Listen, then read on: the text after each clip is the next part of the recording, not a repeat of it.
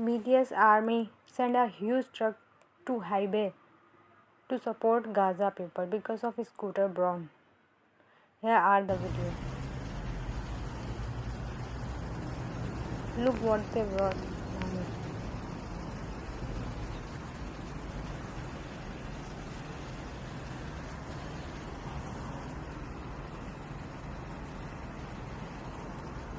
The Muslim army and the other army who are supporting Gaza are very upset that BTS are engaged with this type of celebrity.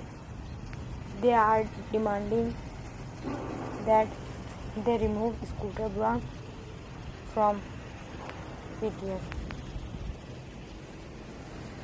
This is highway. Here are some tweets about it.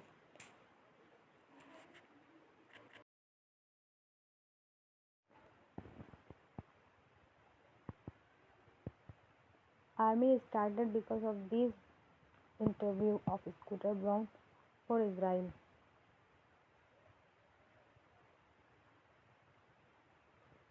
Hope Highway understands what there are meaning